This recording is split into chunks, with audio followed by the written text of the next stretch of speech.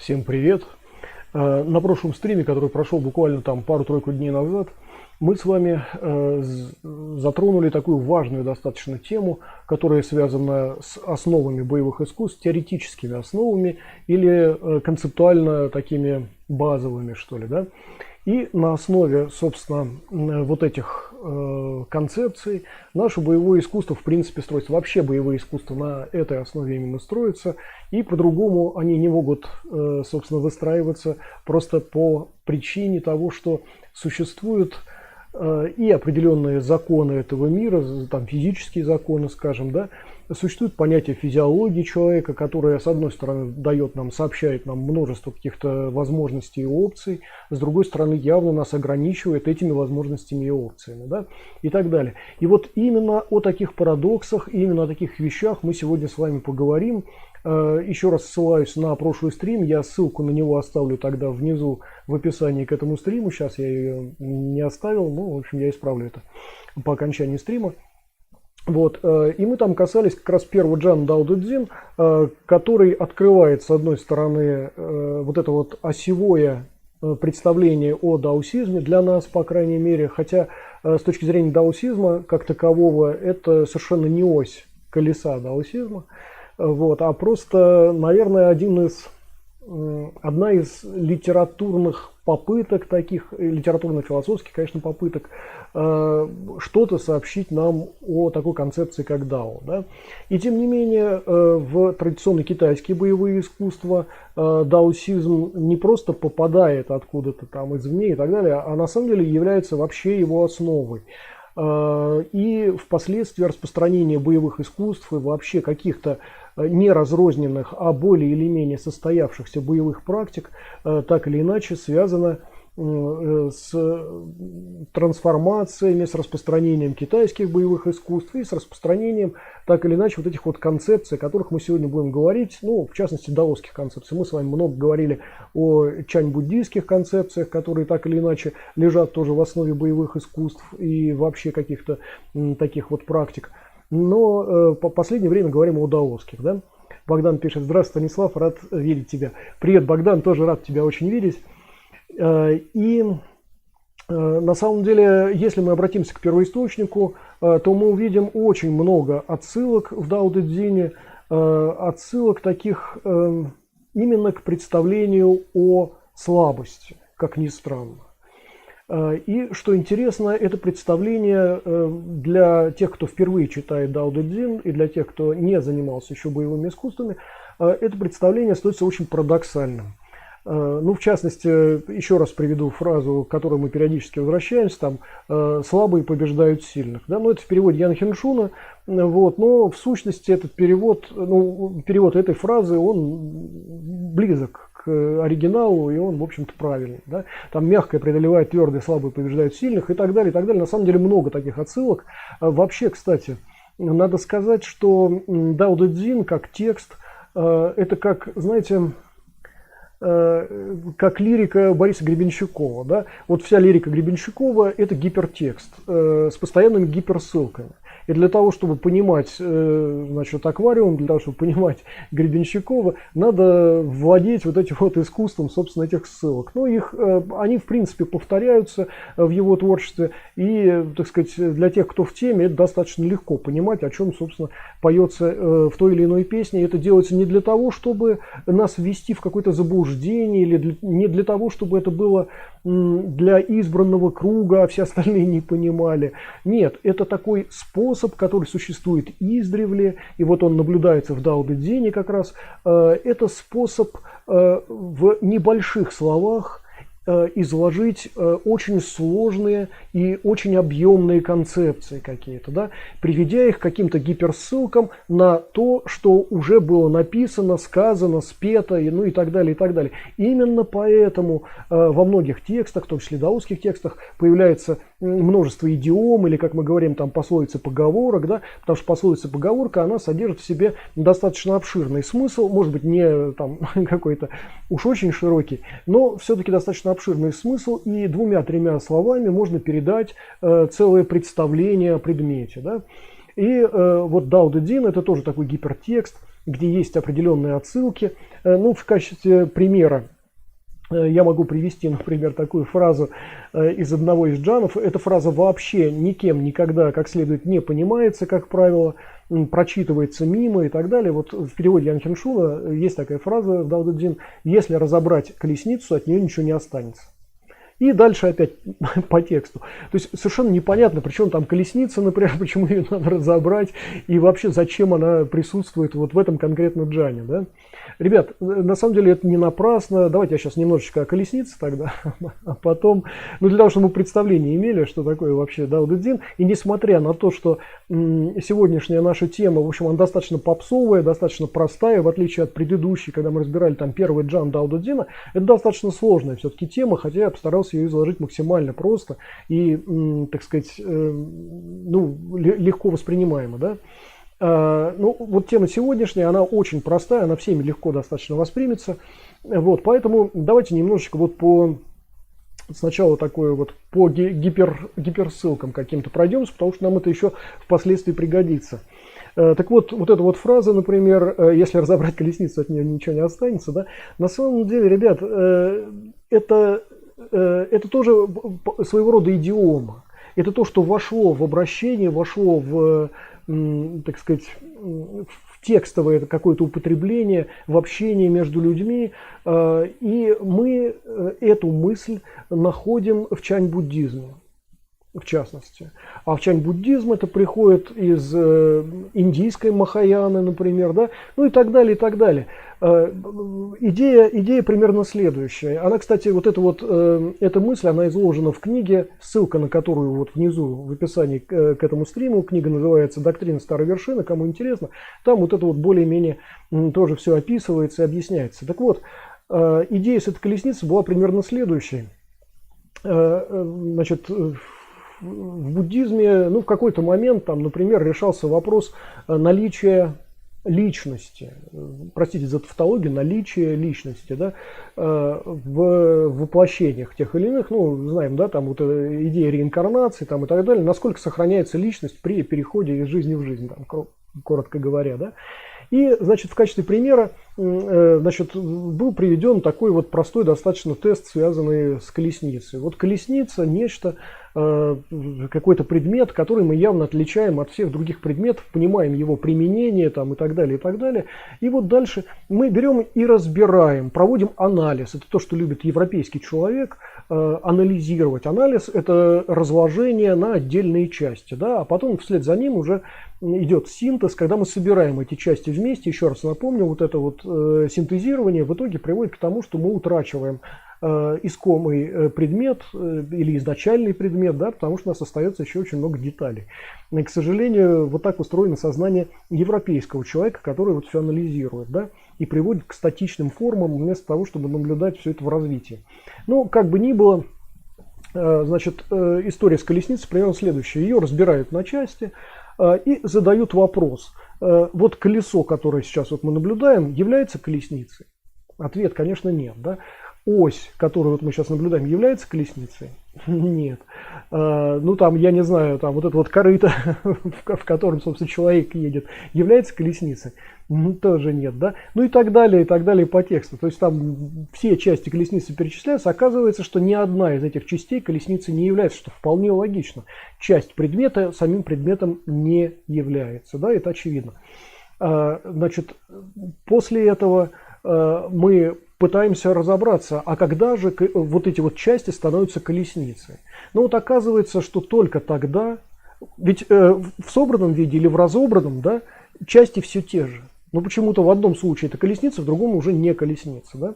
Ну вот оказывается, что для того, чтобы разрозненные предметы стали колесницей, нужно, чтобы пришел знающий человек и в определенном порядке собрал это все, да? Одушевил таким образом колесницу и дал ей вот именно это значение, именно это имя, да, эту суть, сообщил этой колеснице. Вот такая вот история. Поэтому вот эта вот отсылка, вот эта гиперссылка, которая существует в Дао Дэ Цзине, если разобрать колесницу, от нее ничего не останется, говорит о том, что если, с одной стороны, если мы анализируем явление, то от явления ничего не остается. Если мы пытаемся привести навык и такое широкое представление к понятию знания, то от навыка и широкого представления ничего не остается. Да, и для того, чтобы это снова стало навыком, должен прийти некий знающий человек и собрать разрозненные сведения в одно. Ну вот как в частности в боевых искусствах. Да, вот мы знаем, что есть ряд людей, которые занимаются совершенно не боевыми искусствами, занимаются там, ну в лучшем случае спортивными единоборствами, два притопа, три прихлопа, там какое-то количество действий, но в основном это коронки так называемые, одна-две коронки и еще пара-тройка обвесов. Да, то есть фактически человек владеет там 5-6 всего лишь действиями и называет это боевым искусством. Нет, ребят, еще раз, это спортивное единоборство.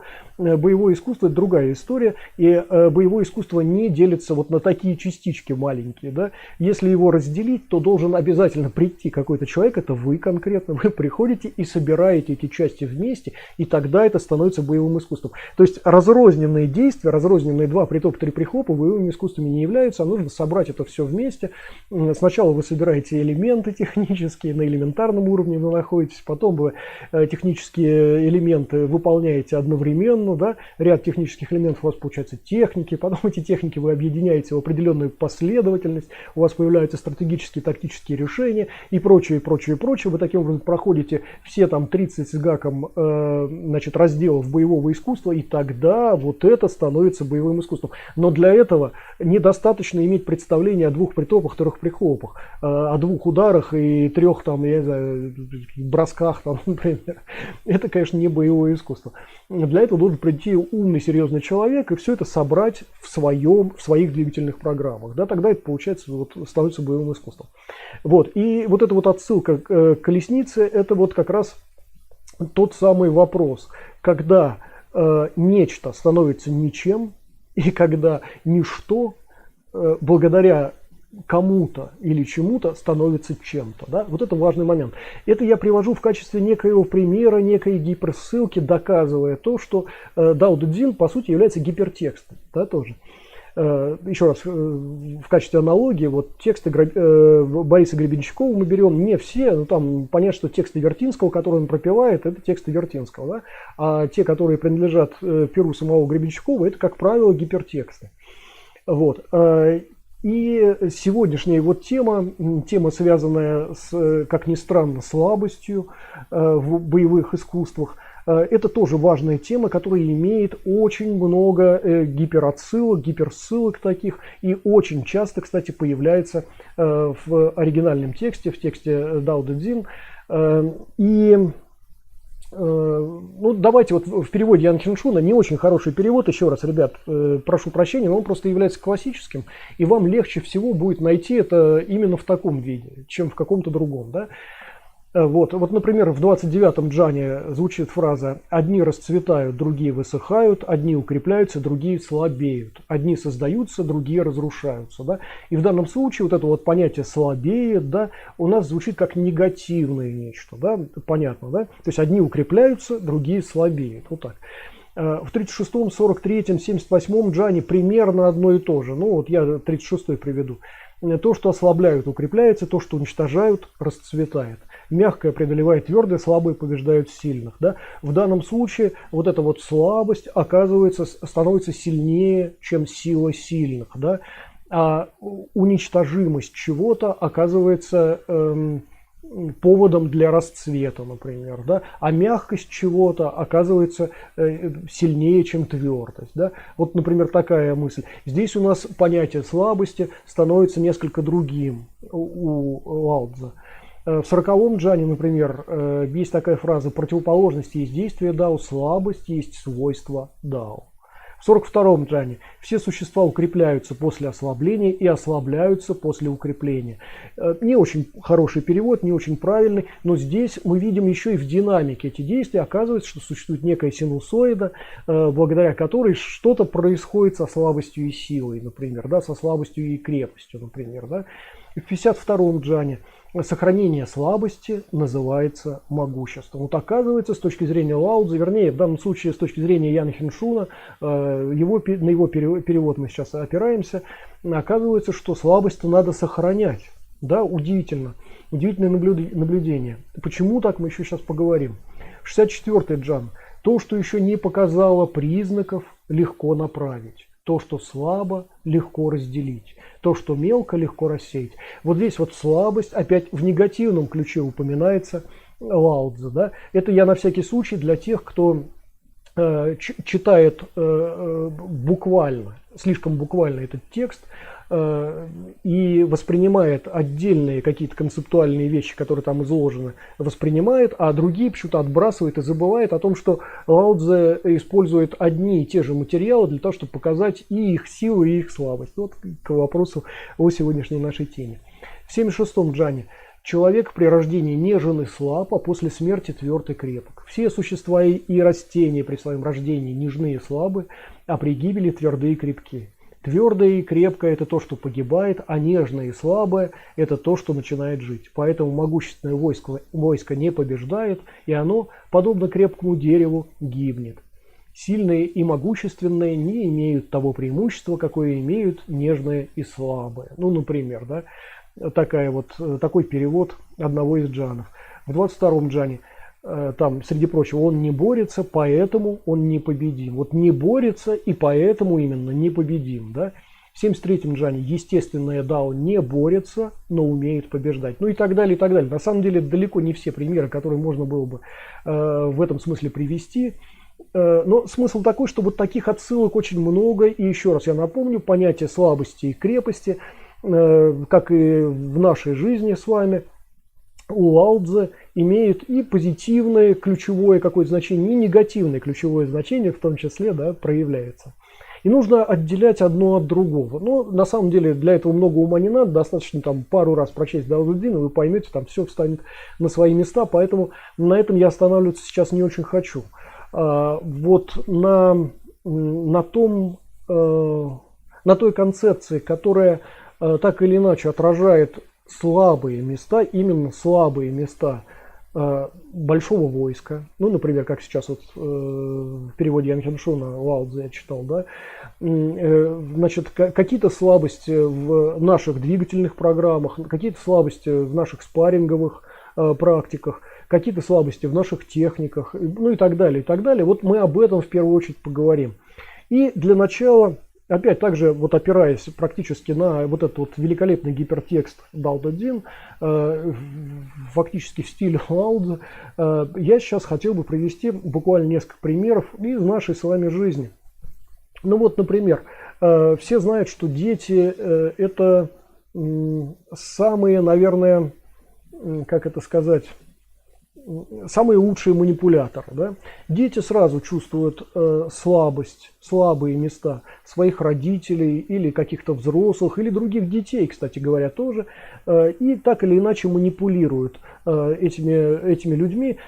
Почему это происходит, сейчас не будем говорить, для этого есть свои причины, безусловно, как и для всего есть свои причины. Но самое главное, что это происходит. Вот дети лучшие манипуляторы. Они используют наши с вами слабости, как слабости родителей, для того, чтобы достичь каких-то своих целей, например. Да? Но что интересно, взрослые также точно поступают с детьми и используют их слабости. Ну, в частности, их еще недостаточную социализацию, их недостаточные умения, знания, в том числе их маленький рост и вес, да, для того, чтобы манипулировать детьми. И фактически дети у нас учатся вот этому великолепному искусству, великолепным, конечно, в кавычках. То же самое происходит в школе. Когда мы посещали школу, фактически школа использует наши слабые места и заставляет нас делать, вынуждает нас насильно делать то, что мы делать не хотим. Я, например, хочу прогулять школу сегодня. Сегодня замечательный майский день, например. Я хочу под солнышком побегать по зеленой травке. Не знаю, бог его знает, что там мне в голову еще может прийти. Но я вынужден все равно идти в школу, да, на скучные уроки, сидеть слушать учителей, которые продолжают использовать свой авторитет и таким образом давят на наши слабости, используют наши слабости и, так сказать, превращают это в свою силу. что интересно, женщины, наши женщины, здесь большинство, наверное, так сказать, на этом канале присутствует мужчин, поэтому, ну, я как бы вот в таком именно, простите за шовинизм, я совсем не хочу никакого мужского шовинизма здесь проявить, но все мужчины знают, как женщины также точно используют слабости мужчин, да. И мало того, нередко наши сильные стороны, они как бы представляют нашими слабыми сторонами и таким образом тоже нами манипулируют. Ну или пытаются манипулировать. Конечно, сказать, не всегда это получается. Любой мужчина легко сразу определяет эту манипуляцию и как бы дальше уж что будет, то будет, да, как говорится. Но тем не менее, вот эта вот история со слабостью и силой, да, с некой крепостью и податливостью какой-то, да, это постоянно с этим мы имеем дело, и то сильное давлеет над слабым, то, как ни странно, слабое, значит, легко управляет сильным, да. В конечном итоге и то, и другое работает, мы это хорошо наблюдаем в течение всей нашей жизни, и, естественно, вполне вот это вот стремление быть исключительно сильным и исключительно крепким становится слабой стороной, да, мы это хорошо наблюдаем, и наоборот, стремление манипулировать и быть таким гибко хитрым, да, каким-то тоже приводит, естественно, тоже становится слабостью, по сути. Вот эта сила такая, манипулирование, она тоже становится слабостью и легко достаточно используется другими людьми, с которыми так или иначе взаимодействует такой человек. Да? То есть на самом деле вот эти пограничные состояния явно за рамками нормальной нормы и социализации, да, они имеют явно слабые стороны, как и все, что выходит за рамки нормы. В частности, когда мы читаем Лао Цзэ, там, то, что связано, например, с войной у него, там, я не буду приводить сейчас эти цитаты, вы сами легко это найдете, или когда мы обращаемся к Суньцзэ, или когда мы обращаемся к книге «Пяти колец» Миямото Мусаси, мы видим все время одно и то же. Мы видим, что на самом деле везде оказывается, что в военных действиях или в индивидуальном сражении действуют одни и те же законы, и эти законы связаны с тем, чтобы сильные стороны противника рассмотреть с точки зрения их слабости. Да?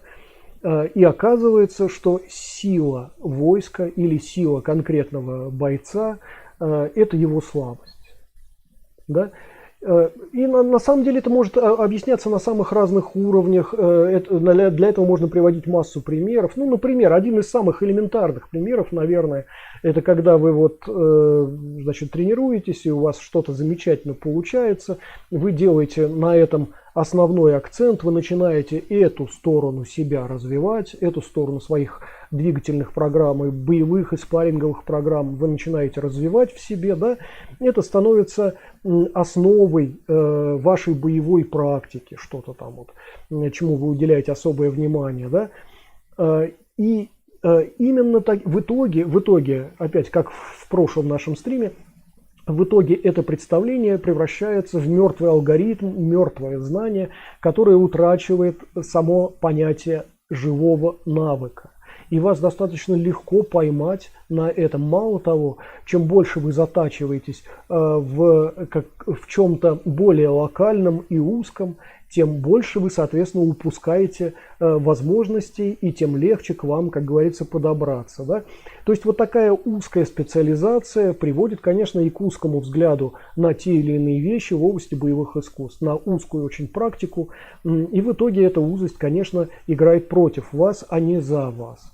Именно с этой точки зрения, там, если в спорте какие-то коронки проходят, но они почему проходят? Потому что спорт все-таки единоборство – это достаточно ограниченные практики, где нельзя почти все, а можно вот буквально там по пальцам пересчитать, что можно, да, вот. И в таких условиях, ну, а что еще делать? Там только коронки. Вот из 10 возможностей вы выбираете одну-две, и в общем, вроде бы как это и нормально, потому что всего возможностей там 10, допустим, да, вот. А когда мы говорим о реальной практике, о реальной жизни, о реальном боевом искусстве, такое себе представить невозможно, потому что каждая наша приверженность, каждый наш приоритет какой-то, да, делает нас слабым. Да, действительно именно так. И чем больше мы обращаемся к нашим сильным сторонам, тем менее сильными мы становимся. Еще один простой пример тоже из практики, опять совсем уже прям элементарный и попсовый пример. Вот помните, мы с вами говорили о том, что те, кто полагается на мышечную силу, в боевых искусствах им особо делать нечего, да, если там в спорте еще можно более-менее, потому что мышечная сила – это такая сила, которая требует очень больших энергетических затрат, в отличие, там, например, от сухожильной силы, да, и именно поэтому действует это недолго. Дальше ресурс исчерпывается очень быстро, и человеку нужно время на восстановление, да. Помимо того, что еще мышечные волокна рвутся от напряжения там какого-то, они рвутся при любой работе вашей. Вот то, что, например, если вы качаетесь, да, и чувствуете такое, сначала-то вы чувствуете боль в мышцах, а потом уже привыкаете к ней, она вас начинает мотивировать здорово там и так далее, и так далее. И вот эта вот такая не ломота, такая вот, ну, несколько боль такая, как бы, да, но она становится постепенно гипертонусом, да, таким. И вот кажется, что это круто, это здорово. Ну, нет, на самом деле, конечно, это рвутся мышцы, забиваются молочной кислотой там, и так далее, и так далее. И, в общем, такая работа делает из вас человека, который способен только что-то поднимать. И то поднимать недолго, то есть в грузчике, например, такого человека не возьмут, потому что он просто долго работать не может. Он может поднять какие-то веса достаточно, так сказать, приемлемого характера, не такие уж большие, вот, но в течение короткого достаточно времени не надо периодически отдыхать. Да, вот так вот работают, например, бодибилдеры.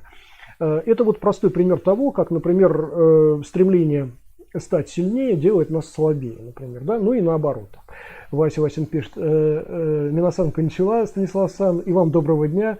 Как же я рад вас видеть, вы не представляете, и я вас рад видеть. И слушайте, буквально вот 2 стрима назад, на позапрошлом стриме, я говорил о том, что, я не знаю, Вася Васин, вам нужно ли искать еще дополнительную работу, хотите ли вы поменять сферу своей деятельности, не сферу, в смысле, вы в IT работаете, да, я знаю.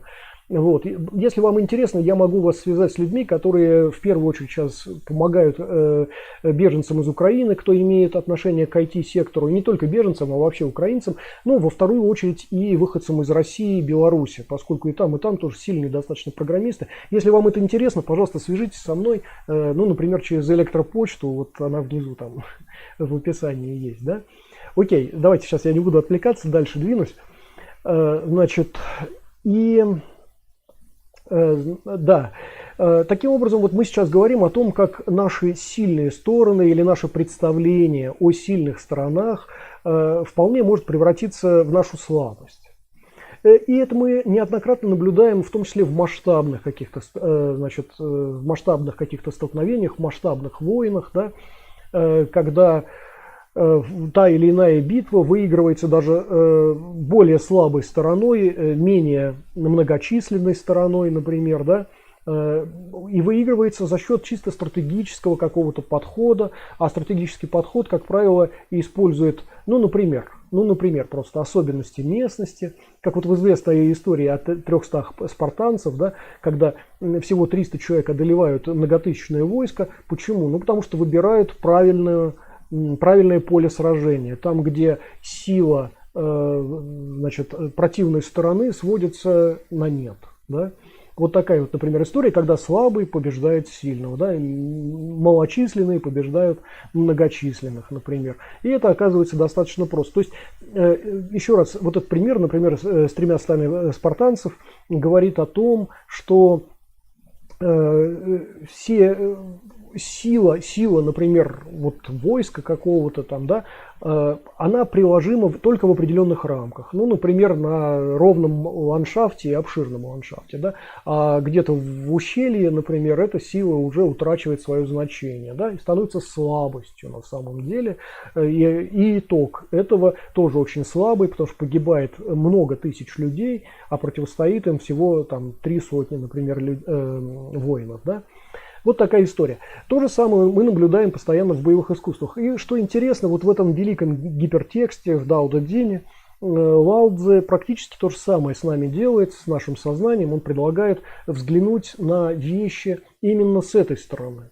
Не пытаться найти одну магическую деталь в нашей боевой практике, или в любой другой сфере деятельности, или вообще какой-то философский камень, какую-то удивительную философскую концепцию, которая бы отвечала за все в этом мире. То есть Лао Цзэ говорит о том, что вот это вот ухватить Бога за бороду и небо притянуть к земле, да, что это не так работает, вот так не будет. Не будет одного чего-то, что, овладев чем, вы бы стали, ну я не знаю, там, Master of Universe, там, например, да, что вот это не получится.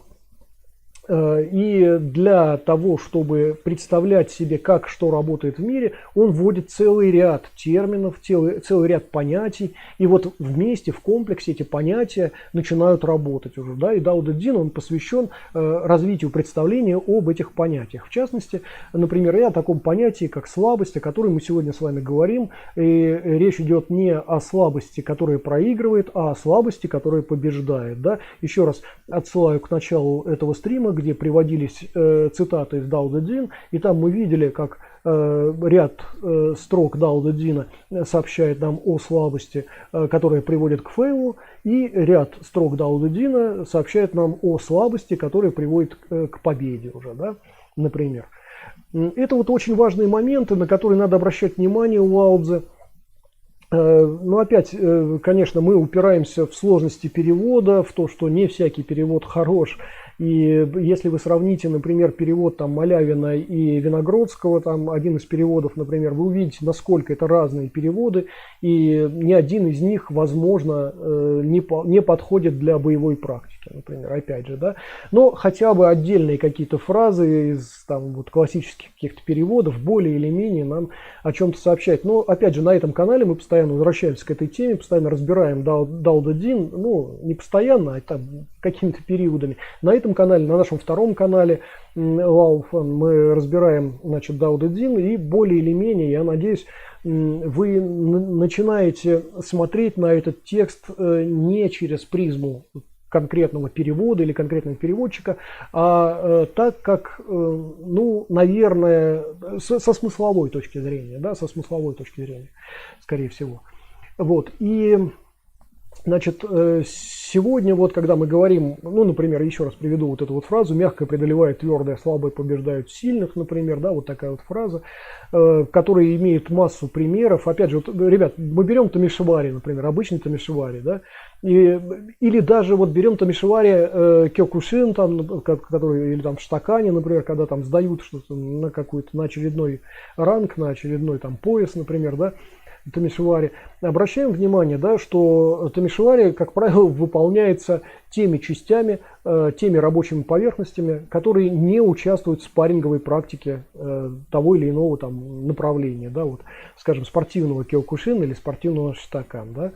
Используют, как правило, мягкие поверхности рабочие, да, для того, чтобы разбивать там те или иные твердые предметы. Вот мягкое преодолевает твердое, мы это хорошо видим. Почему-то кулаком не так много любителей есть, которые вот прям буквально жесткой поверхностью разбивают жесткие предметы, да. И я думаю, это хорошая иллюстрация того, как вот мягкое преодолевает твердое. Хотя на самом деле, конечно, при дальнейших итерациях, при постоянной практике у нас оказывается и обратное. Когда то, что недавно было твердым, у нас становится несколько более мягким, размягчается, расплывается, там вот эти вот типичные, ну, например, если мы говорим о сейкен, о кенто, да, то сначала у нас эти костяшечки выглядят такими торчащими, какими-то нелепыми, потом они немножечко у нас, у кого-то деформируются, у кого-то формируются, да, в процессе, они как бы начинают расплющиваться, они начинают расширяться, да, они как бы расплываются, и в этом смысле они выглядят уже как нечто мягкое, так же как и запястье.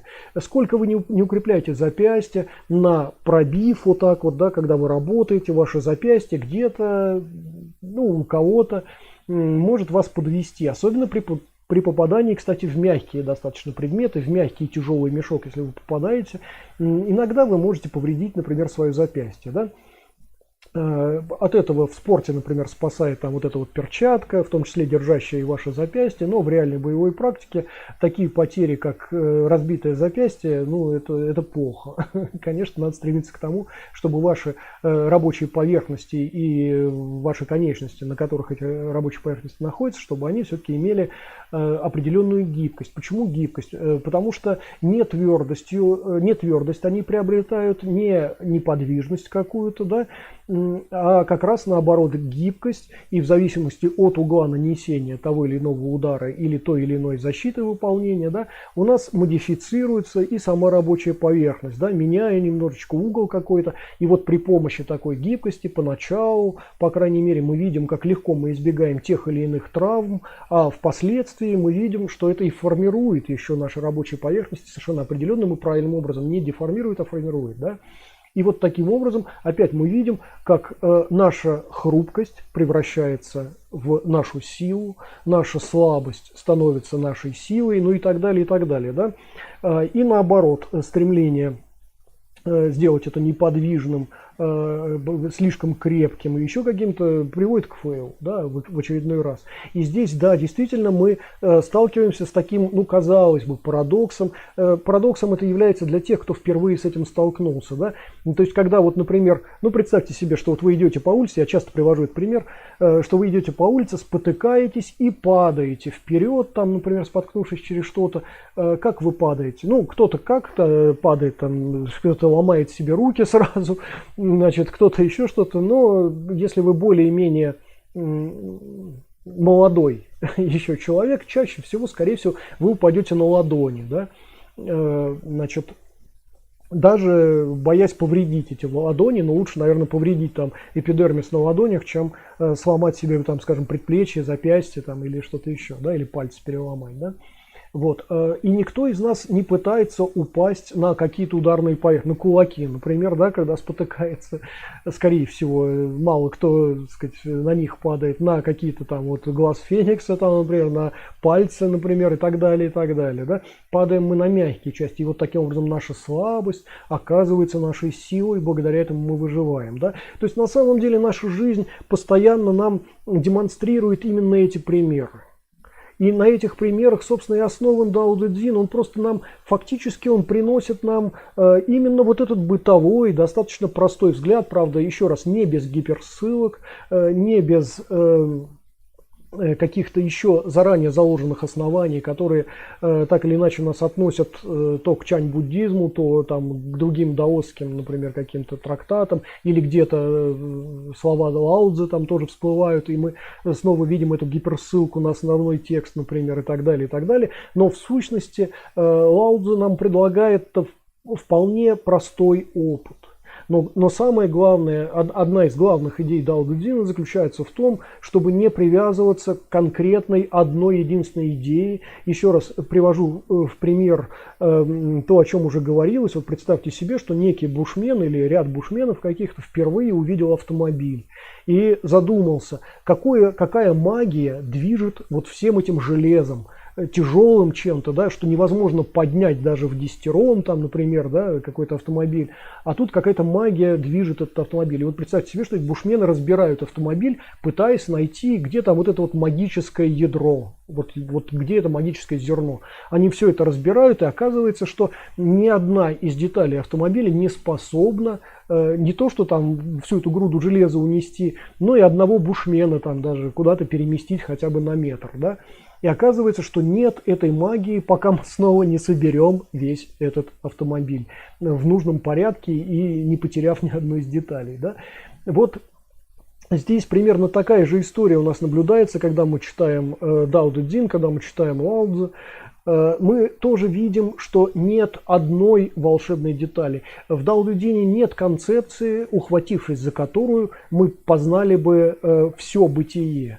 На самом деле для этой цели нам надо обратиться ко всем концепциям, которые заложены в Дао Дэ Цзине. А это целый ряд концептуальных таких терминов, начиная с термина Дао, который объясняется многократно в течение всего текста.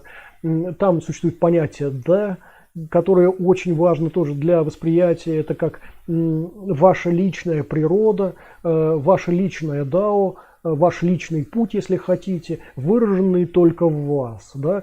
С этой точки зрения такой перевод, как потенциал, как ваш природный потенциал, это, в общем, более-менее правильный перевод, в отличие от перевода такого, как добродетель, например, потому что добродетель там передается совершенно другими терминами, в частности, таким термином, как человеколюбие, там, например, вот это же и добродетель, там, и так далее, и так далее. То есть, да, это не добродетель, да, это та часть природы, которую вам сообщает Дао при вашем рождении и вашем развитии дальнейшем, и та природа, с которой вы можете что-то делать, что-то модифицировать в себе, там, например, да, и получить некий результат. И именно благодаря Т вы начинаете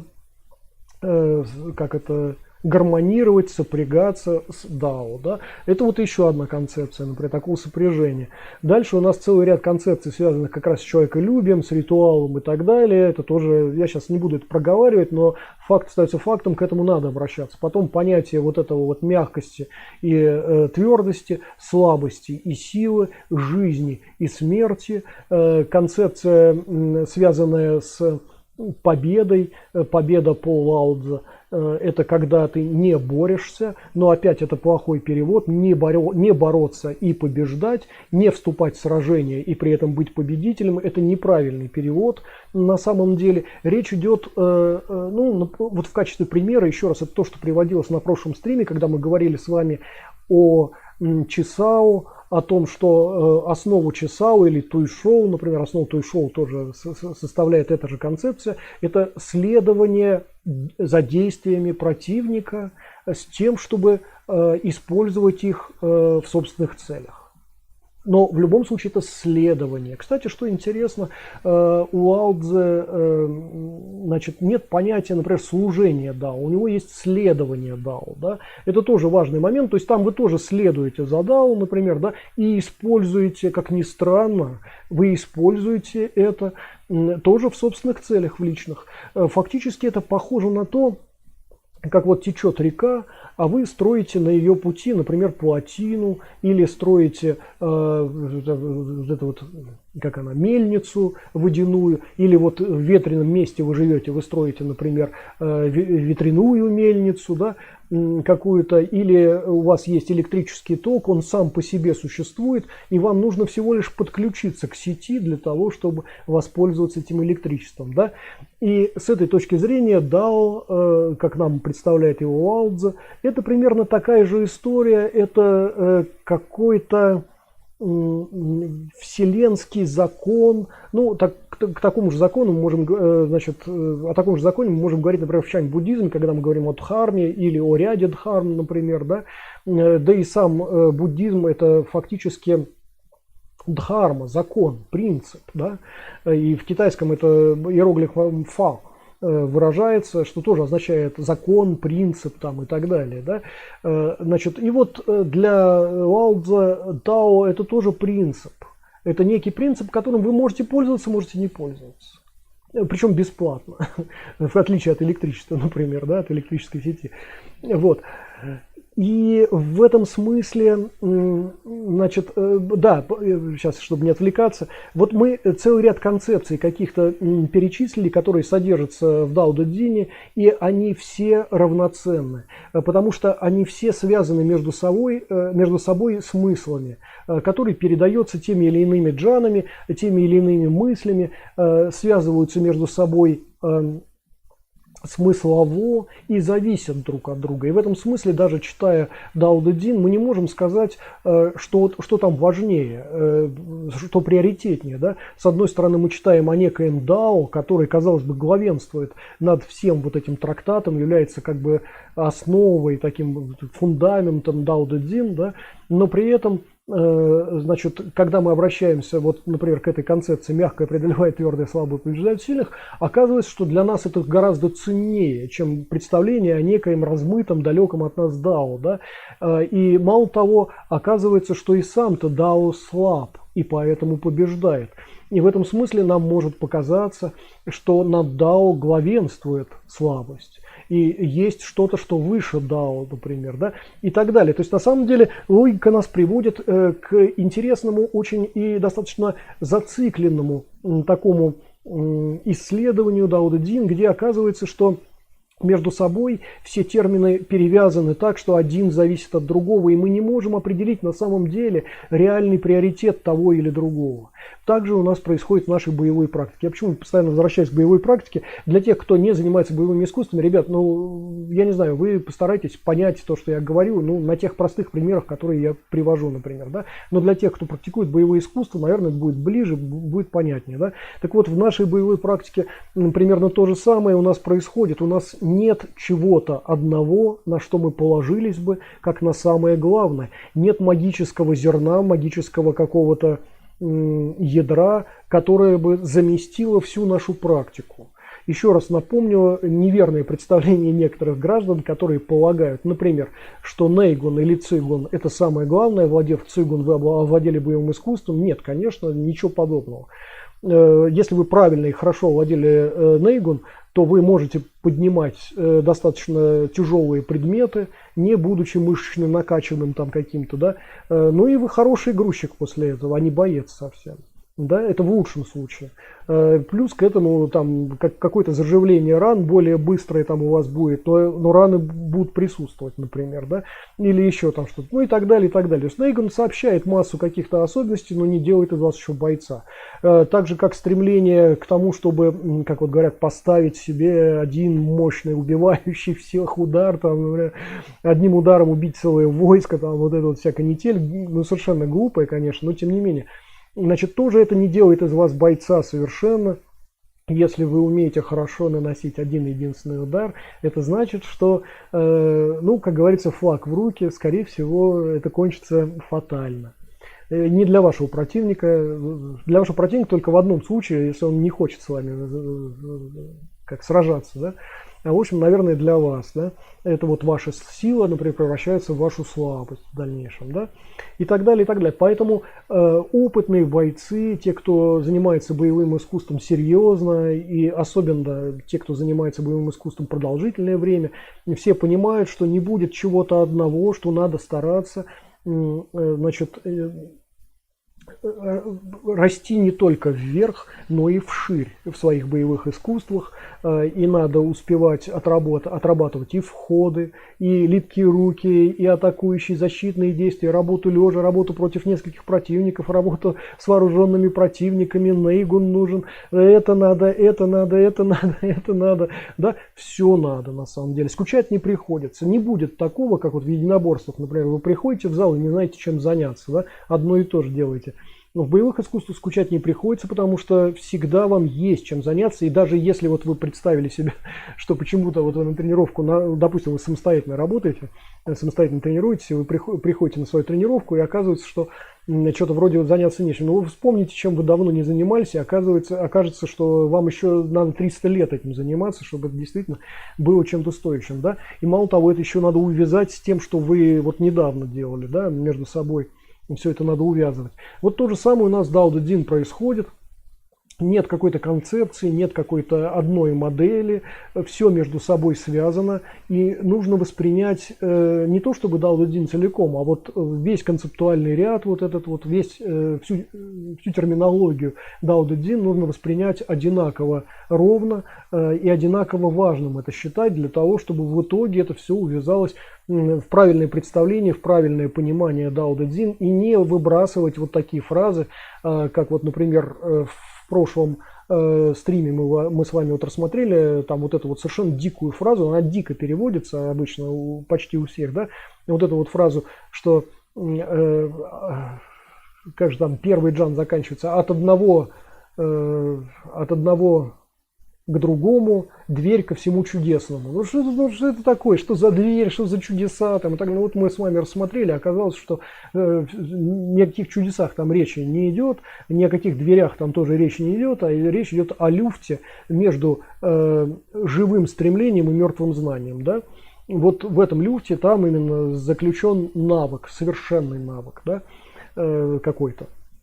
Вот то же самое у нас, значит, в Дао Дэ Цзин, такая же, или вот эта вот отсылка, которую мы сегодня с вами рассмотрели, вот эта вот странная фраза Лао Цзэ, если колесницу разобрать, от нее ничего не останется, да, мимо проходят этой фразы, никто не понимает, о чем тут идет речь, например, вот, а тем не менее, вот я вам привел пример в начале этого стрима о том, что это является вообще гиперссылкой, отсылкой к другим текстам, к другим представлениям и к тому, что это вообще стало идиомой в определенное время в той части Китая, в которой, вот, собственно говоря, создавался Дао Дэ Цзин, да? Ну, окей. Идем дальше. Значит, снова возвращаемся к местам слабости и силы, например, да?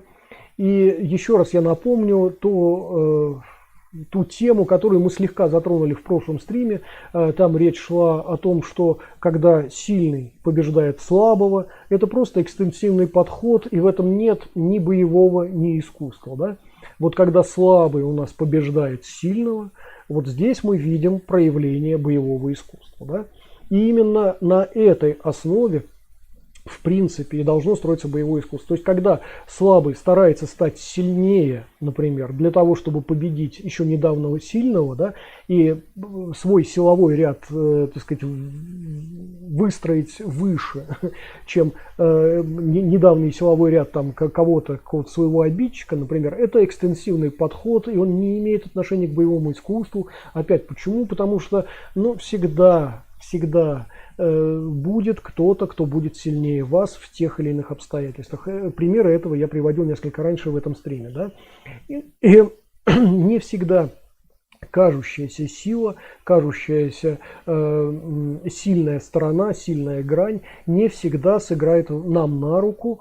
Очень часто это является нашей слабой стороной одновременно. То есть в одних обстоятельствах это может быть так, в других по-другому. Кстати, что интересно, возвращаясь, например, к Миямото Мусаси, да, мы вспоминаем, у него есть глава целая, которая посвящена тому, чтобы самурай не привязывался к какому-нибудь одному виду вооружения.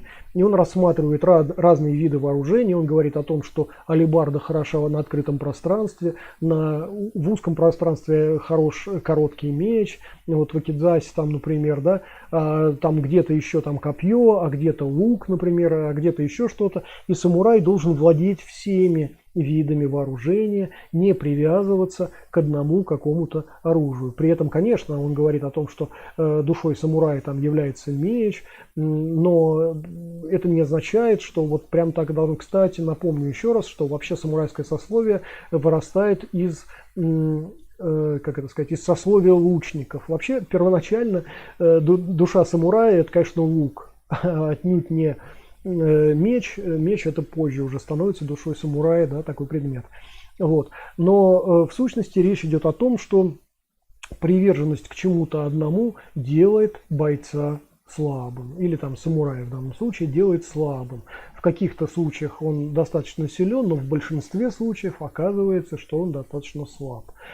И с одной стороны, конечно, это слегка купируется, слегка компенсируется универсальностью применения. То есть понятно, что если мы, например, ну я не знаю, давайте на примере опять такого вооружения лучше это скажем, чем на примере рукопашных боевых искусств.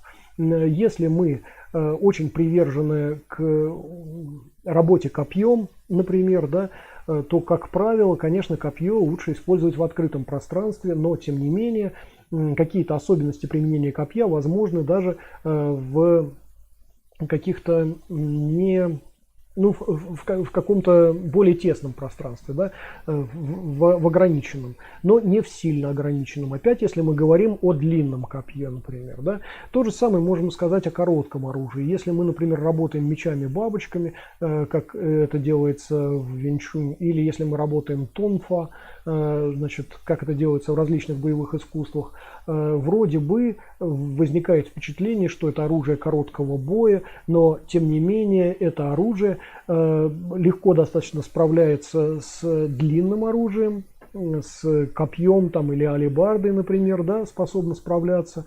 Но в то же время мы не можем утверждать, что это универсальное оружие открытой битвы какой-то, вот масштабной такой, да, где много достаточно пространство и много разных воинов сходятся. В этом случае, конечно, хотелось бы иметь тоже длинное какое-то там вот древковое оружие.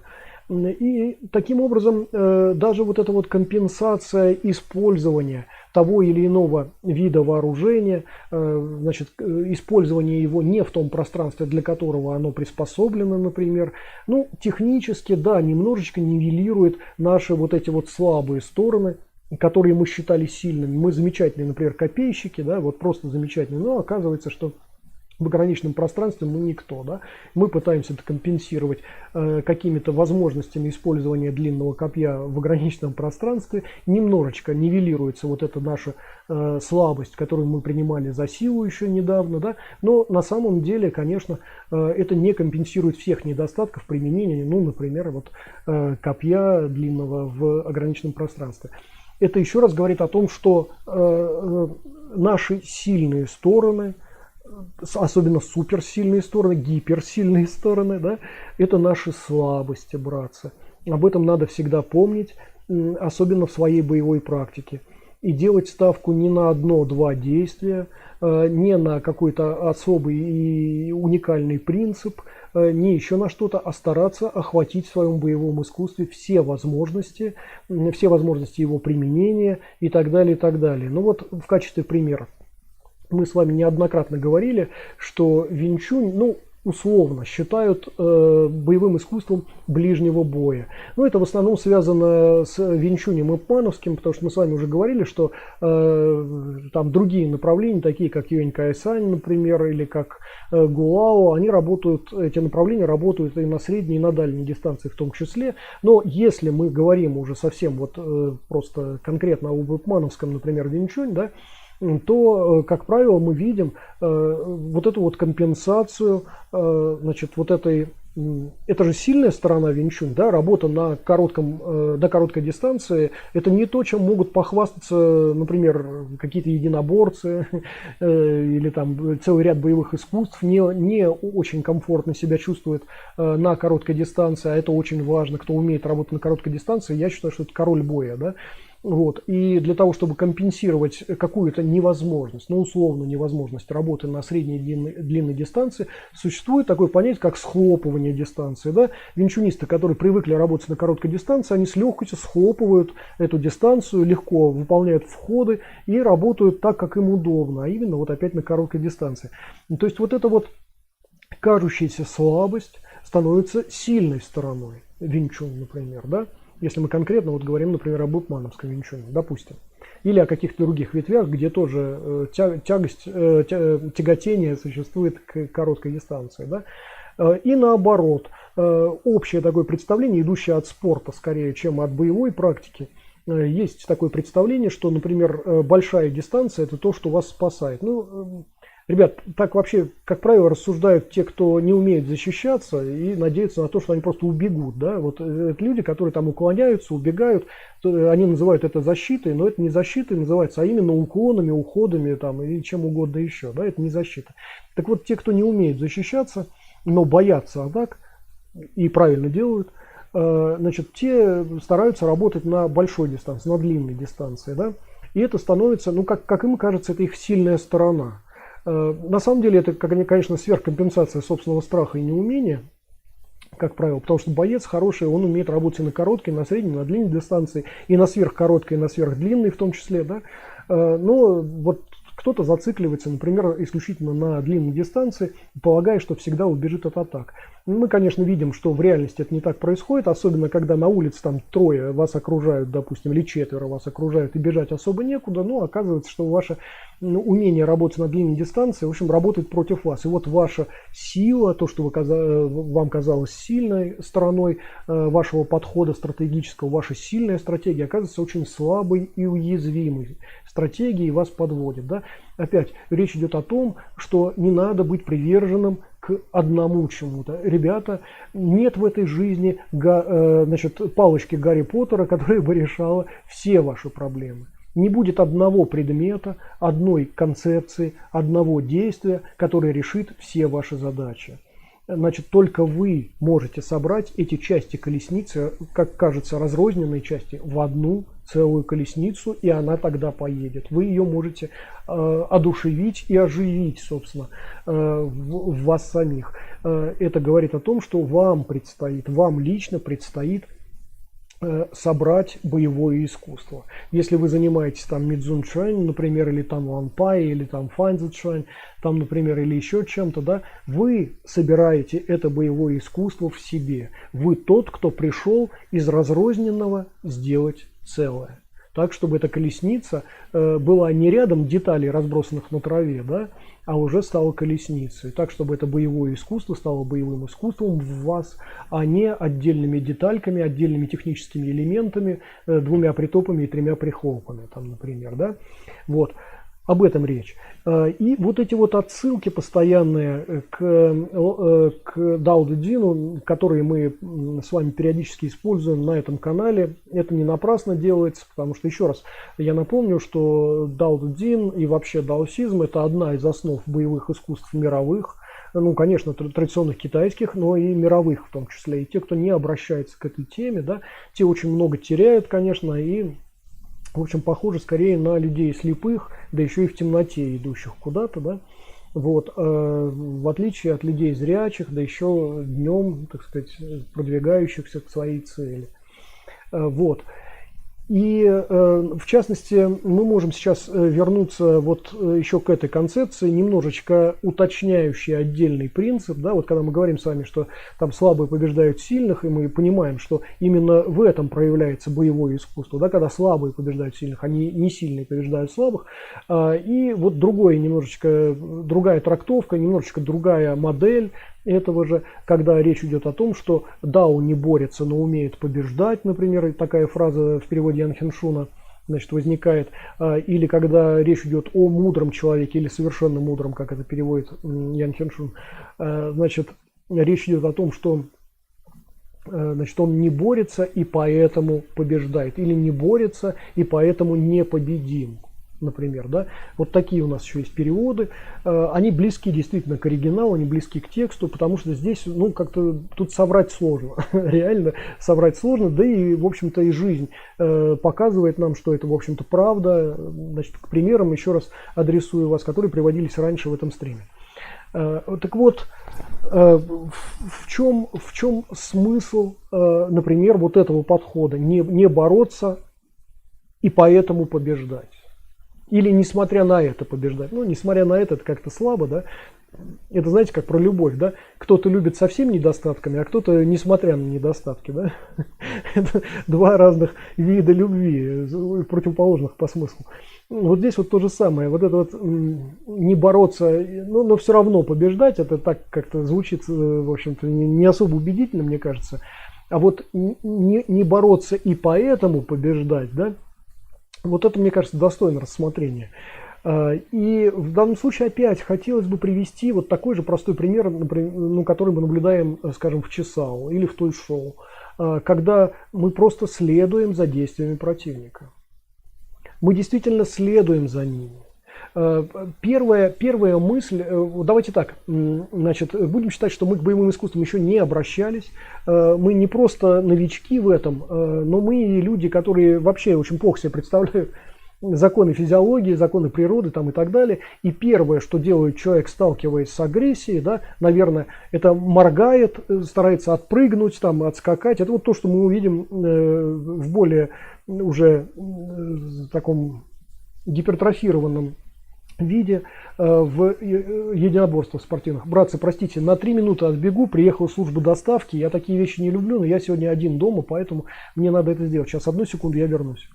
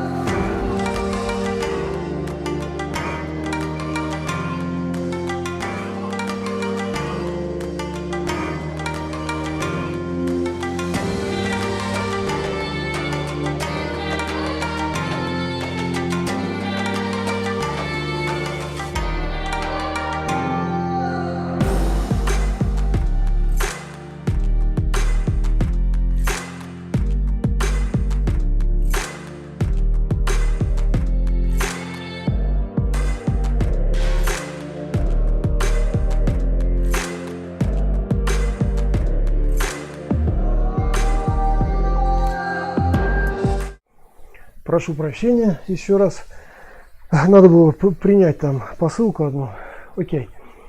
Да, и, соответственно, в единоборствах мы наблюдаем именно такие какие-то моменты, когда что-то становится осью действий того или иного спортсмена, бойца, да. Но для нас это неприемлемо ни в каком случае. И, простите, бежал прям буквально. Для нас это не очень приемлемо. И мы работаем с другими вещами, так же, как и читая Дао Дэ Цзин, читая трактат, мы видим, что невозможно воспринять этот трактат с точки зрения одного термина, с точки зрения только одной какой-то одного концептуального фрагмента, который там заложен. И наиболее важным является, конечно, вот это вот путешествие по гиперссылкам. Я хорошо понимаю, что это сложно найти достаточно, так же, как и, например, в поэзии Гребенщикова, к которому я опять возвращаюсь. Но это просто хороший пример гипертекста, да, где сплошные гиперссылки, по которым надо так или иначе переходить, да. Значит, я хорошо понимаю, что это сложно начать, но если вы начали, если вы это увидели, да, то в дальнейшем вам легко работать с таким текстом. И вот были приведены отдельные примеры, несколько выше вот этих вот фраз, которые обычно пропускаются в Дао Дэ Цзине, да, на которые не реагируют. Но это как раз вот гиперссылки такие, по которым вот надо как бы перейти, надо расширить эту фразу, и тогда мы увидим, что именно, значит, в ней скрывается, или что именно за ней стоит, да. Так же, как целый ряд других идиом, которые тоже входят в Дао Дэ Цзин, они там появляются, ну, как нам кажется, вот в переводе Ян Хеншун, например, то к месту, то не к месту они появляются. И когда, например, Лао Цзэ рассуждает о войне, когда он говорит о том, что, значит, когда идет война, то как это, боевые кони вытаптывают поля, да, а когда, значит, годы такие мирные, то конский навоз только на этих полях их удобряет, да, это совершенно другая история. Это тоже идиома, это тоже представление о том, как высокое и, казалось бы, славное, да, вот такое, как кони вот эти боевые, да, на самом деле они приносят разрушение. И наоборот, речь идет о каком-то конском навозе, о чем вообще не стоило бы упоминать, например, да, но оказывается, что вот это низкое становится важным для вот этих полей. Кстати, что интересно, именно поэтому, вот, например, там есть еще одна концептуальная модель, это модель воды, и именно к ней возвращается Лао Цзэ как к некоему примеру, когда говорит о слабости и силе, когда он говорит, что вода — это самое мягкое существо, ну, в переводе Ян Хеншуна, самое мягкое и слабое существо в мире, но, значит, при этом она преодолевает абсолютно все, нет ничего, что могло бы ей противостоять, да? При этом, с его точки зрения, вода — это то, что живет там, где никто не может жить, в самых низких местах, да, она как бы находится. Но благодаря ей, собственно, живут долины, окружающие вот это вот русло реки, например, или там корыто этого озера, там, и так далее, и так далее. То есть вот такая вот история интересная достаточно, и это намеренно он вводит, вот этот парадокс, он намеренно вводит в свой трактат. И это только кажется парадоксом. Мы об этом говорили с вами на прошлом стриме, когда нам казалось парадоксальным самое начало. Вот первый джан, первые слова, помните, дао, которое может быть выражено словами, не есть постоянное дао, там имя, которое может быть названо, не есть постоянное имя. Полный бред, вот этот вот парадокс какой-то, который, ну, неудобно воспринимаем, пока мы не расширяем эти мысли до реально воспринимаемых, да, вот как мы это делали на прошлом стриме. Кому интересно на этот момент, вот перейдите к предыдущему стриму, где мы как раз отдельно рассматривали первый джан Дао Дэ Цзина и рассматривали его на примере в боевой практике, на примере, в частности, Чесао, на котором легко это достаточно рассматривать там и так далее. Вот, и если мы возвращаемся к концепции воды, именно с нее фактически Лао Цзы стартует, говоря о том, что слабость воды является ее силой. Да? И ее гибкость, податливость и несопротивляемость, именно эти свойства в итоге играют важнейшую роль в том, что вода преодолевает все. Да, у него вот так вот именно концептуально это выглядит. Это достаточно интересно. Это, конечно, некий притянутый достаточно пример, но я предполагаю, не будем говорить даже, почему он постоянно, не постоянно, там периодически, там несколько раз, значит, упоминает о воде, и именно ее приводит в пример. У него есть и другие примеры, конечно, которые не соотносятся именно вот с этим представлением. Вот. И в этом смысле вода здесь не является чем-то мистическим, сакральным, не является какой-то терминологической единицей. Это скорее пример, причем еще раз пример достаточно притянутый, да, у Лао Цзы. И несмотря на то, что он считает ее, воду я имею в виду, считает, как бы это сказать, такой иллюстрацией действия Дао и иллюстрацией действия мудрого человека и воина в том числе. Несмотря на это, все-таки кажется, что это несколько притянутый пример, хотя, в общем, пример неплохой достаточно. Так вот, возвращаясь к теме нашего сегодняшнего стрима, возвращаясь к теме того, как слабые какие-то стороны, наши слабые стороны, если хотите, или слабые грани какие-то нашей боевой практики становятся в итоге нашими сильными, или сильные наши стороны, те, которые мы принимаем за сильные, на самом деле нас подводят и становятся нашими слабыми сторонами, да? Вот говоря об этом обо всем, мы вспоминаем в том числе и о том, каким образом Лао Цзы представляет эту слабость воды. Еще раз, у него слабость воды – это то, что преодолевает любые препятствия за счет гибкости, за счет того, что принимает любую форму, за счет перемен, за счет вот этой вот переменчивости, казалось бы, да? Вода, значит, у него оказывается сильной. Но и не только за счет этого.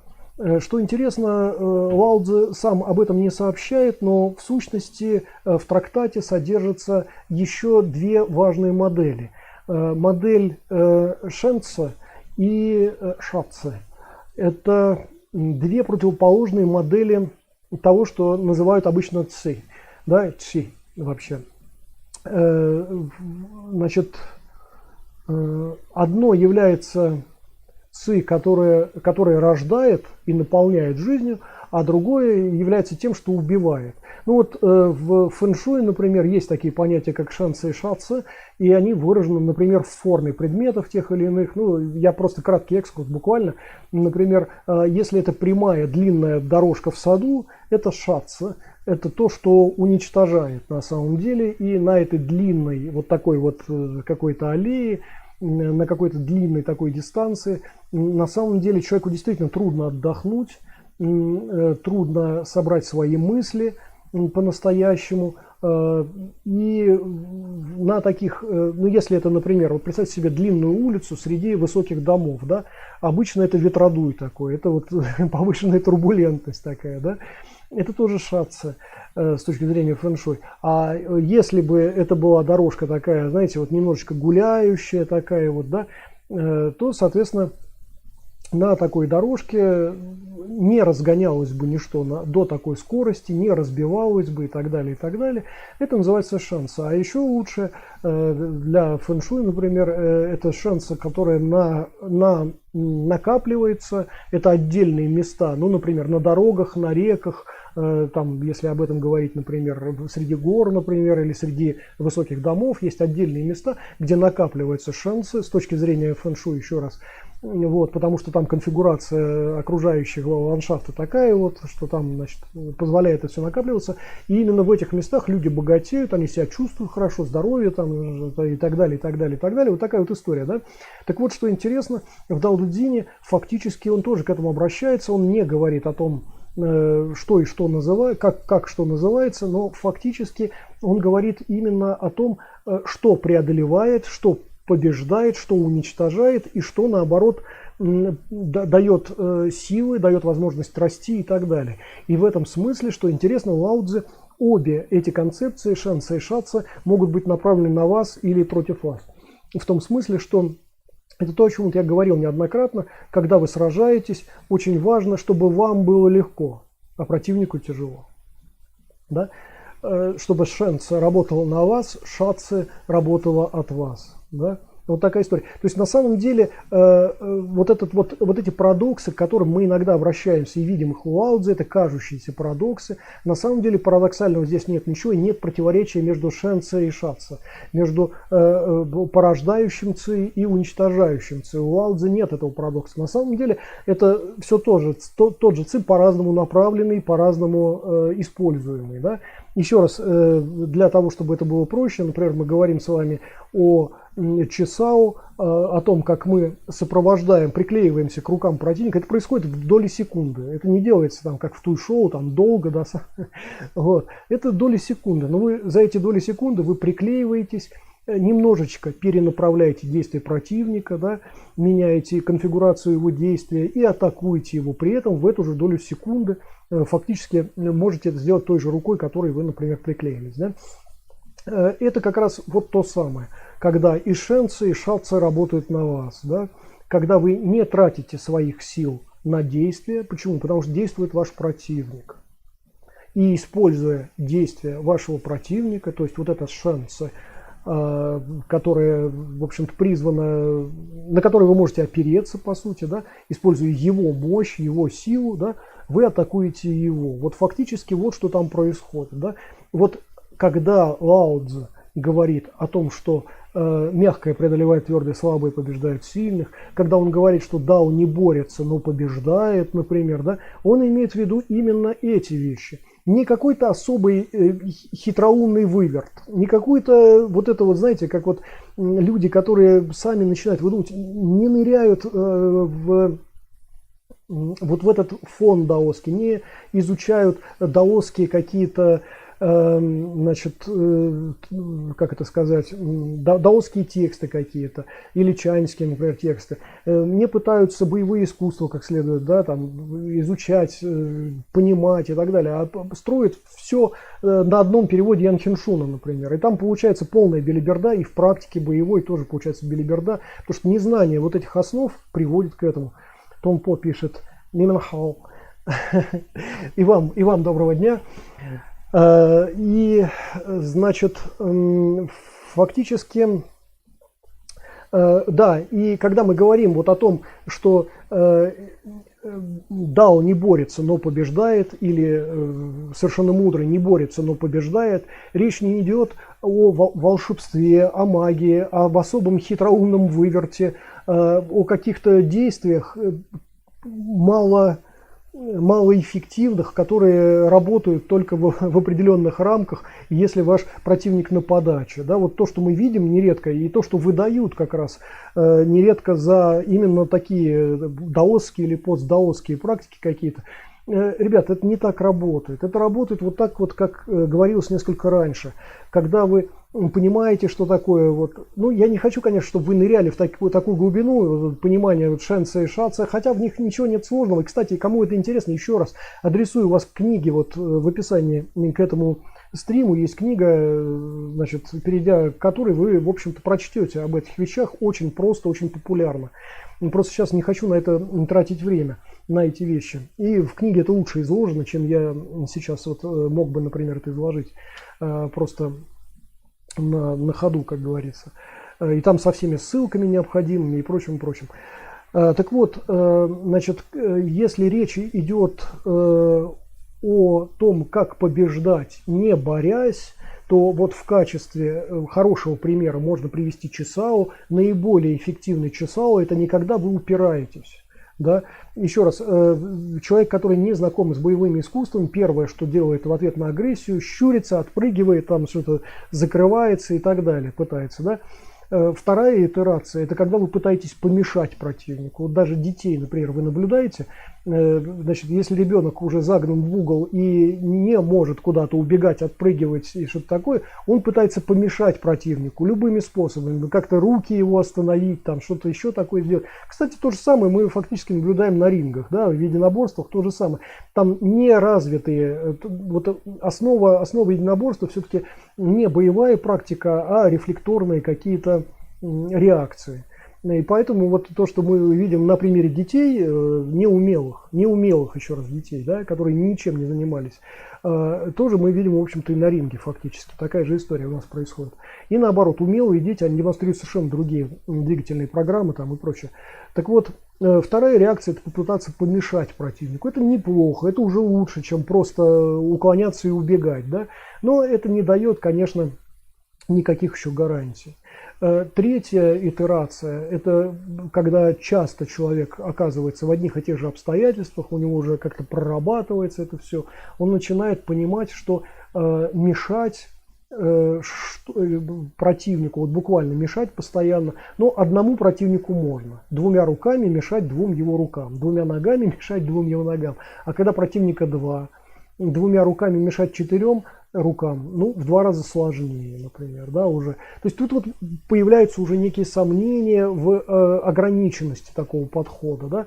И следующая итерация – это, как ни странно, следование за действиями противника. Не мешать действиям, а давать противнику развивать свои действия, хорошо зная, как с ними управляться. И вот на этом уровне уже у нас возникает боевое искусство. Ну, по крайней мере, какие-то зачатки боевого искусства именно на этом уровне у нас возникают, да. То есть, когда нам показывают, например, ну вот простой опять пример, вот этот сценический бой нам показывает, как люди сражаются на мечах, и один другому ставит такой блок поперечный мечом, да. Но, ребят, мастера фехтования, мастера вот боя на мечах хорошо понимают, что вот рубящие действия мечом – это просто отдельная часть такая, и прямой меч, он больше годится для протыкания, чем для рубки, да. Вот. И тут вот эти вот поперечные такие блоки, они не помогают. А что помогает, когда выполняется протыкание мечом или шпагой, или там, я не знаю, саблей, там еще чем-то, что помогает? Отведение, да, то есть следование за этим клинком и, например, его уведение в сторону. Хотя в этом тоже есть некий элемент сопротивления, пусть минимального сопротивления, но есть. Но есть и другие способы. Когда вы укладываете протыкание на протыкание, и действие вашего противника, как и в Чесао, перенаправляет ваши первоначальные действия, потому что вы знаете, как развивается, вы видите, вы чувствуете, вернее, не знаете, а чувствуете за счет прилипания, вы чувствуете, как развивается действие вашего противника, и за счет этого он уже перенаправляет ваше действие, которое не сопротивляется ему, а использует его действие для вашей атаки. Да? Там уже другой подход получается, и вот именно на этом уровне вы уже не боретесь. Это уже как бы 4-я итерация, 4-й уровень такой, да. Но это вот уровень, на котором вы уже не боретесь с противником, и когда вы чувствуете, что каждое действие вашего противника, оно желаемо для вас, оно для вас нужно, потому что, опираясь на него, вы побеждаете, да. Вы фактически ждете атаки противника, и вот как неумелые люди говорят: бей первым. Ну почему? Ну потому что они не умеют ни защищаться, ни вести бой, и умеют только нападать внезапно, да. В этом только их преимущество, в противном случае преимущество они свое утрачивают. То вот для хорошего бойца, хороший боец ждет и жаждет атаки противника, потому что именно благодаря этому он побеждает, да, благодаря этой атаке. Вот, или атакам, например, да. Это уже несколько другой подход, и это вот то, о чем мы читаем в Дао Дэ Дин. Я хорошо понимаю, что это очень сложно вычитать из самого Дао Дэ Дин без практики. Именно поэтому я очень рекомендую и бойцам своим, ученикам своим, и всем сначала начинать практику боевых искусств, потом читать Дао Дэ Дин, например, да, потом посмотреть, как это на практике работает, где вот эти принципы работают, развивать эти принципы, да, и в конечном итоге вы действительно видите, начинаете понимать Дао Дэ Дин, ну, хотя бы с точки зрения такой вот прикладной, боевой, например, точки зрения, да. Вот такая история. То есть, еще раз, вот то, о чем мы с вами сегодня говорим, вот это вот наше представление о силе, и о нашей слабости, о том, как сила переходит в слабость, как наши сильные стороны легко можно использовать как нашу слабость. И силу вашего противника, любого вашего противника, вы можете на нее посмотреть как на его слабую сторону и использовать ее всегда. Другое дело, если этот противник опытен и не полагается только на одно решение, тогда он действительно силен. И тогда ему есть что противопоставить вам. В противном случае вы его легко побеждаете. Да? И именно здесь вот мы опять приходим снова к этой гиперссылке на Дао Дэ Цзин, где мы читаем, что слабые побеждают сильных. Именно вот в этом ракурсе, именно в этой концепции мы это наблюдаем. Да? Еще раз, я бы не хотел, конечно, распространять Дао Дэ Цзин на другие сферы нашей деятельности, другие сферы жизни. Я думаю, что вы это сами легко сделаете, если захотите. Все-таки канал наш посвящен боевым искусствам. Мы здесь говорим именно о боевой практике и о том, ну, в частности, о том, что лежит в основе этих боевых практик, в основе боевых искусств. Ну, в частности, вот Дао Дэ Цзин, как один из осевых, наверное, элементов значит, даосизма. Кстати, вот здесь вот отдельная тема, сейчас немножечко отхожу в сторону, отдельная тема связана с тем, что вообще является осью даосизма. Это для нас сейчас, и не только для нас, для восточного человека тоже, наверное, Лао Цзы и Чжуан Цзы являются такими идеологами, наверное, даосизма. Но я еще раз напомню, даосизм существует до Лао Цзы. И он существует в этот момент в переходной форме между, как это сказать, значит, эта форма как отдельная практика, она сейчас сохраняется в шаманизме, например, там алтайском, скажем, или сохраняется в синтоизме, в японском, например, да, они по-своему близки и так далее. Вот на самом деле осью даосизма является совсем не трактат и совсем не слова, которые когда-то были записаны, там, Чжуан Цзы или Лао Цзы, там, например, это мы воспринимаем это через такую именно модель, мы считаем, что это ось даосизма. На самом деле нет, даосизм это практика, это не слова. И об этом именно пытается нам сообщать Лао Цзы, когда открывает свой трактат. Вот первый Джан Дао Дэ Цзина, когда мы разбирали вот на прошлом стриме, он как раз об этом говорит. Фактически к этому периодически возвращается еще трактат, говоря о том, что значит, есть что-то за пределами слов, и словами все не пояснить, не объяснить. Да? Так вот, даосизм это практика, в первую очередь. Это не какая-то философская концепция. Несмотря на то, что да, ну это, конечно, религиозно-философская доктрина, так и концепция тоже, все это понятно, но ее основа не в самом философствовании, а в практике. Первоначально это была практика, в том числе, кстати, и жертвоприношений. Ну и опять, ребята, я еще раз напоминаю, не человеческих жертвоприношений каких-то, и даже не животных, хотя животные тоже приносились, но это была такая практика такого шаманизма своеобразного там и так далее, из которого потом вот выливается концепция даосизма. Да? И значит, даосизм в принципе, если вы обратите внимание на Дао Дэ Цзин, там, например, есть замечательная фраза, где упоминаются, например, злые духи, как ни странно. Мы это можем читать как элемент фольклора какой-то, к этому относиться, да? Но на самом деле это как раз практика даосизма отчасти. Там Лао Цзы, я не могу сейчас точно вспомнить, но в переводе Ян Хеншуна там что-то вроде, значит, когда страна следует дао, то злые духи не могут действовать, и совершенно мудрый тоже не приносит никакого ущерба никому, и поэтому их Д, то есть совершенно мудрого и злых духов, как ни странно, гармонизируются. Да? Они приводят в какое-то, значит, в какое-то соответствие. Это очень странно звучит, даже если вы вот логически проследуете за рассуждениями Лао Цзы, значит, оказывается, как ни странно, что один из критериев какой-то гармонии, оказывается, это когда совершенно мудрый гармонизируется, как ни странно, со злыми духами. Да? Вот что интересно, именно из этих вещей вырастает даосизм. Помните, я рассказывал о том, что, вот, например, вот фэн-шуй, значит, вот это вот искусство который сейчас считается интерьерным каким-то и таким суеверным каким-то непонятным направлением, да, первоначально фэн-шуй формируется как искусство захоронения вообще-то, а потом уже искусство обустройства дома среди окружающего ландшафта, а потом уже искусство интерьера. Это уже совсем другая история. Когда мы читаем о фэн-шуй как об искусстве интерьера, здесь мы поставим аквариум, а здесь повесим что там, бубенчики какие-то, да, то это, конечно, уже не фэн-шуй, ребята, это смешно достаточно.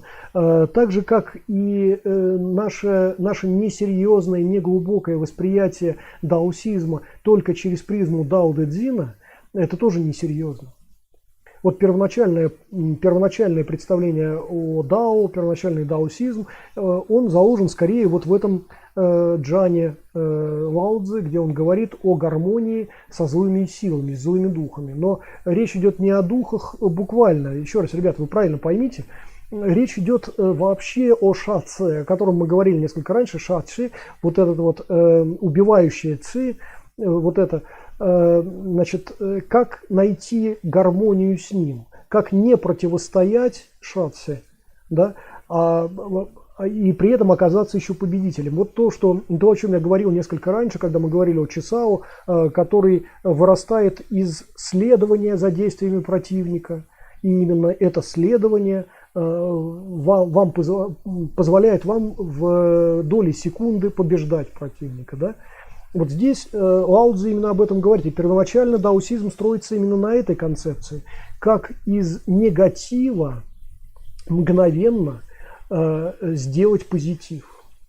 Как из плохого состояния ситуации сделать победную ситуацию. Вот этому посвящено первоначально вообще вся концепция даосизма вокруг этого вращается. И нынешний шаманизм или нынешний синтоизм, он осколочно именно это демонстрирует нам, но в ритуальном каком-то, конечно, в ритуальном ключе, но тем не менее это способ, ну, условно договориться там, например, со злыми силами, да, ну, в шаманизме именно так, допустим, да, способ задобрить там каких-то духов, там, например, и так далее. Это вот осколочные такие уже совсем, ну, как бы рудиментарные какие-то такие вещи, которыми первоначально занимался даосизм, а даосизм занимался превращением негативного в позитивное, использованием негативного для позитивных результатов. Вот это было важно. Том По пишет, на даосизме основан на ниндзюцу. Ну окей, хорошо. Во многом, согласен. Во многом на даосизме.